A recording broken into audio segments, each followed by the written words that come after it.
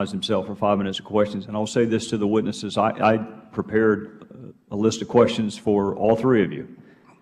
But during the ranking member's opening statements, I shared with him on the floor, my mind went away from the questions and I went back to South Carolina in the very same month, the very same year that the IRS was conferencing in Anaheim. We were furloughing law enforcement officers.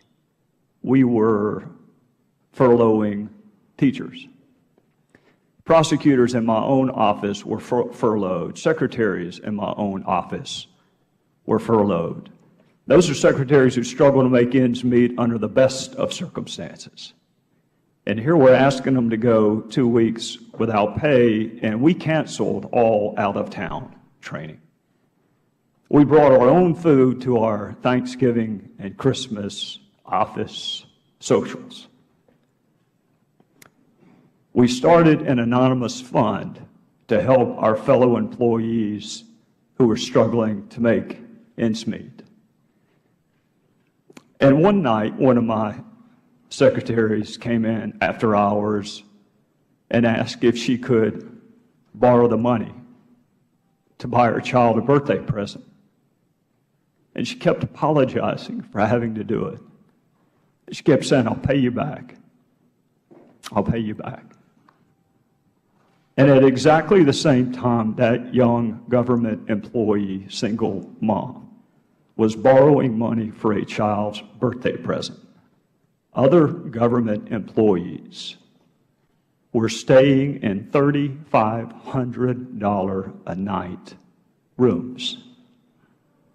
Other government employees were spending more money on promotional materials than that young woman makes in a year. And other government employees were spending more money on audience participation tools than that young woman makes in a year. So, Mr. Inspector General, I appreciate the work that you've done. But with all due respect, this is not a training issue. This cannot be solved with another webinar. This can't be solved with just one more recommendation. If we can just get that recommendation implemented, we're just one recommendation away from people acting responsibly. Mr. Inspector General, we can adopt all the recommendations you can possibly conceive of. I'll just tell you, it strikes me, and maybe it's just me, but it strikes me as a cultural, systemic, character, moral issue. The IRS has been in existence, depending on how you want to count, either since 1862 or 1918. But in either event, they've had 100 years to figure out that while your fellow Americans are losing their jobs and their health insurance and their homes, you do not spend $4 million at a conference for which there is no accountability. You do not hire people to make meaningless speeches or artists to paint paintings of Bono. When your fellow citizens, the ones who pay your salary, are struggling, that is a character issue. Training cannot fix that. They sent more than 25 employees on a scouting trip to see whether or not the hotel was okay. That's not going to be fixed with training, Mr. Inspector General. When you got law enforcement officers being furloughed and you've had 100 years to figure out how to act appropriately, you don't need an IG report to tell you that spending $27,000 for someone to talk about how random combinations of ideas can drive radical innovations, there's not a webinar in the world that's going to fix that.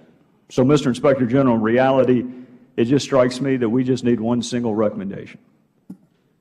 Start over.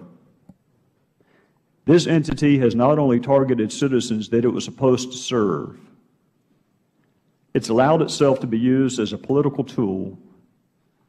Not only does it have access to our financial information,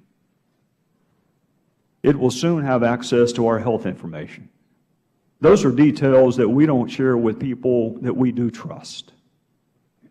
And we're going to be asked to share it with people who are so disconnected as to spend this amount of money while our fellow citizens are struggling mightily in the fall of 2010. I don't think training is going to fix it. I think replacement might. With that, I would recognize the gentleman from North Carolina.